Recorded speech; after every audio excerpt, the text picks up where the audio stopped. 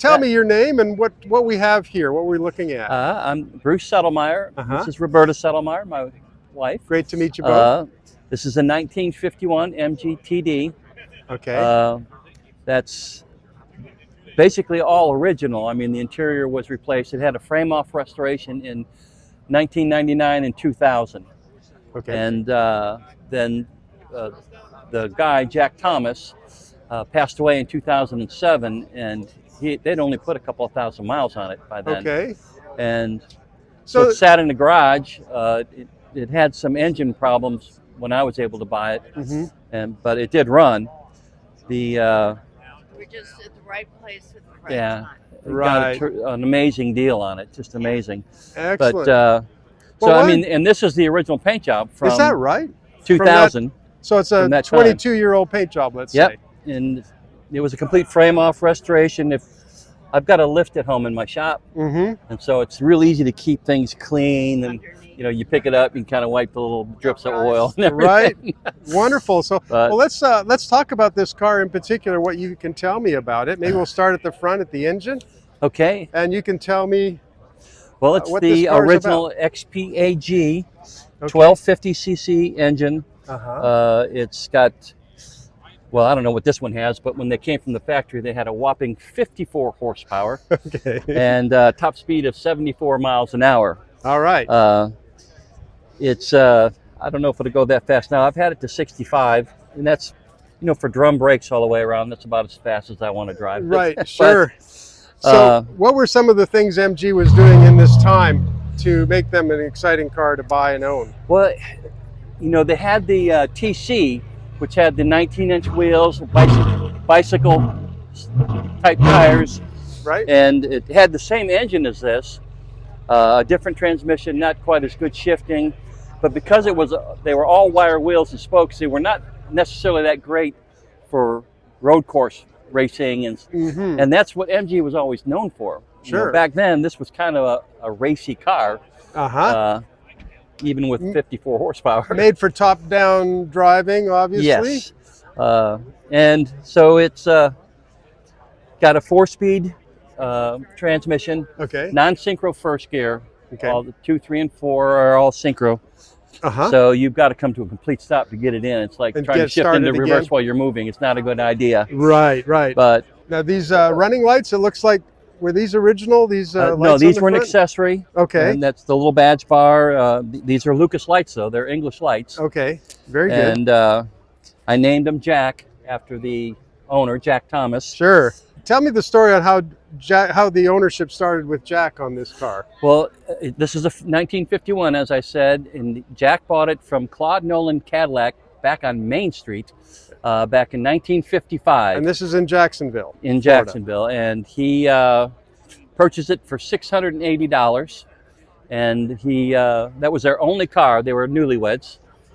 He drove it until, as I said, their son stood up in the back. He was 3 or 4 years old, going across either the Matthews Bridge, I think it was, into Jacksonville. It's a big, tall bridge over the river. Right. And she flipped out and says, "We got to get a bigger car." Right. And so they did that, but then he continued to drive it. I think he had put about 55,000 miles on it.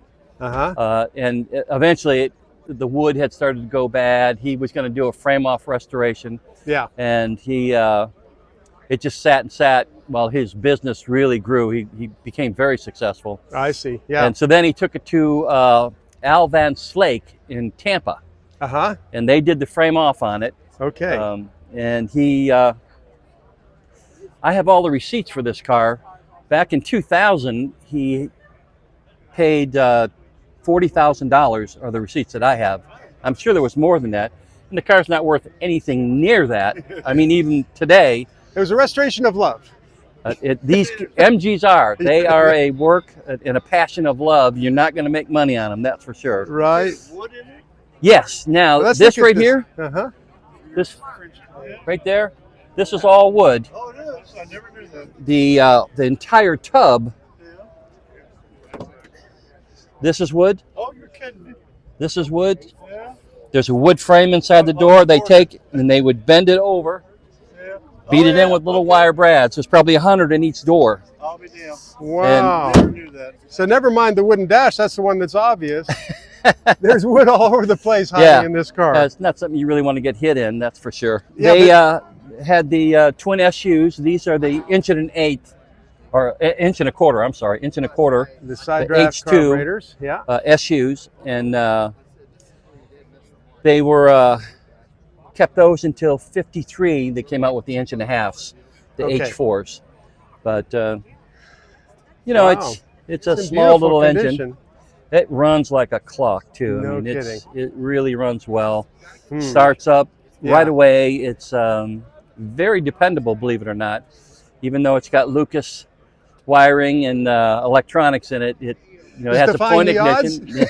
It still has the points. I didn't convert it over to a solid Okay. state like many guys do because it Yes. just runs so well. Yeah. So if it works, I mean, why bother? I mean, Right. why change it? Right. If you're struggling, then change it. The luggage rack here on the back, is that a normal Now, accessory? no, this was an accessory, right? Okay. And if I had known that we were going to be having a fairly dry time until 4 o'clock this afternoon, I've got a really beautiful original leather hard shell suitcase Okay. that we strap on there. and Beautiful. It looks really good. Beautiful. Unfortunately, with the TDs and Yep. the T-Series, so like my friend Jim's car here, Uh-huh. here's your luggage compartment. This is it. Here's your fuel tank. You have Yeah, no that's other room. Right. There's only For- a bit of room Yeah. there. If there's 2 of you going someplace, everything got to fit in there.